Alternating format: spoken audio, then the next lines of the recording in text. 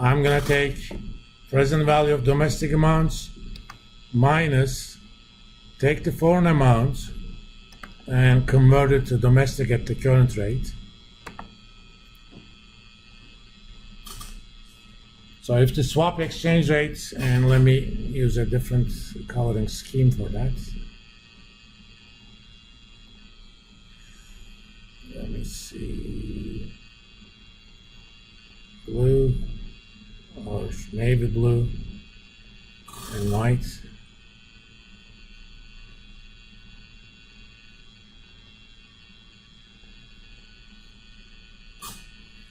For the swap exchange rate to be correct, that difference should be 0.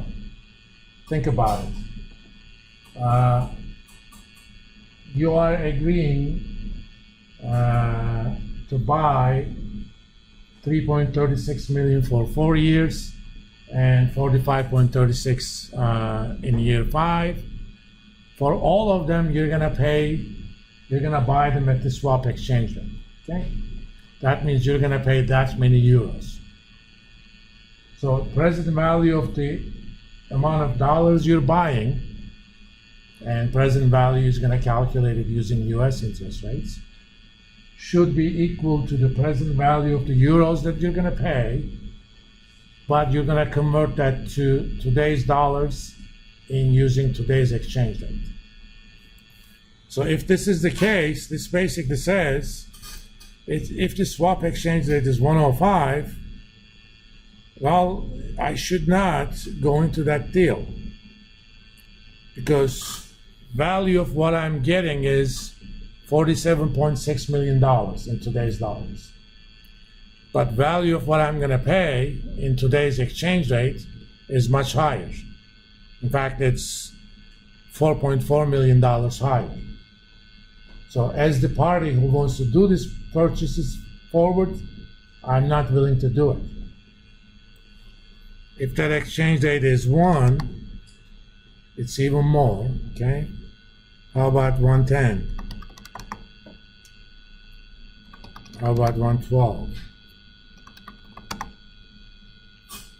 It's gonna be somewhere around 114, 115 area.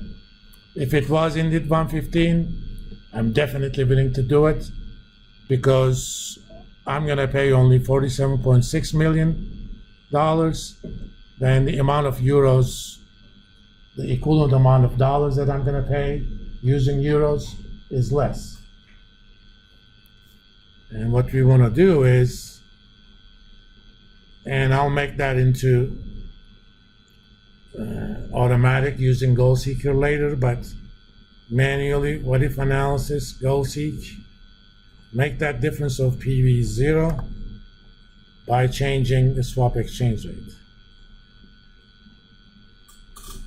So at 114.75, present values of what I'm gonna pay and present values of what I'm gonna get are exactly the same, converted at today's exchange rate. Remember, they are both present value. The present value of all the euros that I'm gonna pay is in today's terms. So if I wanna convert to today's dollars, I need to use the current exchange rate, which is what I've done here. I calculated that difference. And that's pretty much it. If this was only a 3-year deal, you know, ignoring these, they can stay there. Suppose I wanted to enter a 3-year deal, but I'm gonna pay exactly the same amount. I'm gonna buy exactly the same amount of dollars. Data, what if analysis, Goal Seek.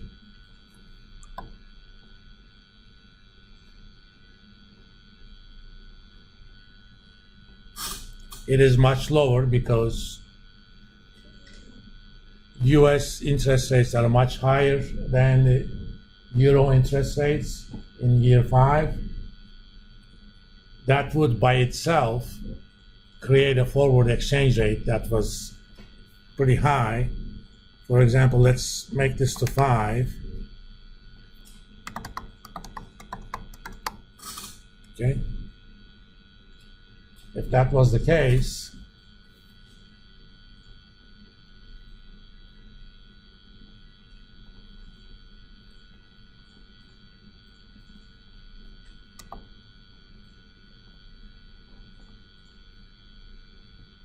it's even higher than that 114.75.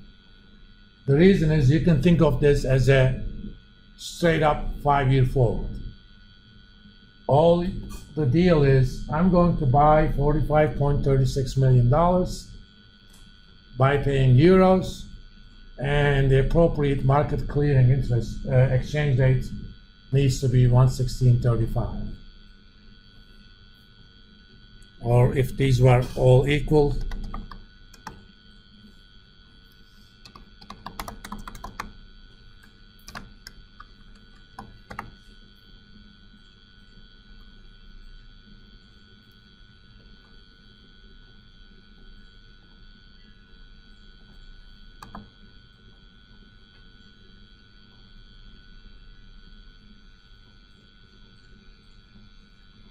it is much lower because the weight of year 5 is same as the others now.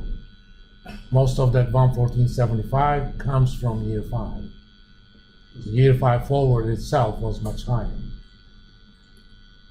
This is actually a powerful tool that you can arrange with banks. Not only you can finance foreign currency investments by borrowing in your domestic market this way, but also if you have repeated exposures or predictable exposures all the time, instead of hedging them in short-term currency futures, you can go to your bank and say, I pretty much know that on average I'm going to earn 20 million euros over the next 10 years, over the next 5 years.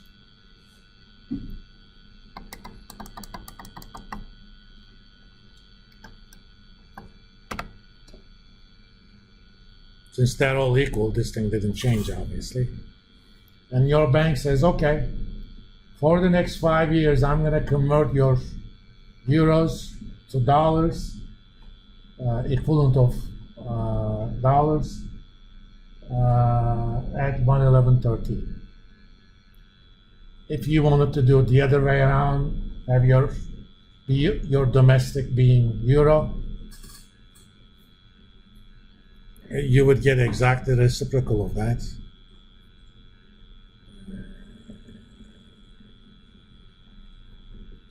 Anyway, I'll leave it at that.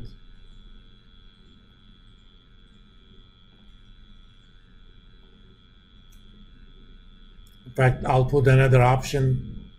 Depending upon the case, you can enter either foreign amounts as inputs, converted domestic, or vice versa. But that's something I can do on my own, and I'll post it that way. But that's pretty much it. Using a simple spreadsheet, we can manage repeating or predictable foreign currency exposures in one shot. Just gonna go to my bank and say, hedge me this. They're gonna say, okay, here's your exchange rate. Then, to manage my exchange rate risk, all I have to do is manage the risk of deviations from that path. You may have expected 20 million euros next year. Suddenly you know that it's going to be 21. Just manage the risk of that extra one. That's a lot easier on the risk management team. And remember, I talked to you about the example of Deutsche Metall Gesellschaft. If you manage long-term repeating risk using only futures, you may end up being on the wrong side of a cash flow squeeze, even though you're technically hedging. This way, you have an agreement with the bank, you're done for most of it. You only have to worry about the variations. Those variations is not going to create that much of an issue in terms of cash flow. So it makes it easy. If somebody was around to offer a deal like this, you can do something similar with oil contracts to Deutsche Metall Gesellschaft. They still would have been around. All right. Let's stop here. Those of you who are not here, definitely watch the video. I'm hoping they watch the video. I look at the view statistics.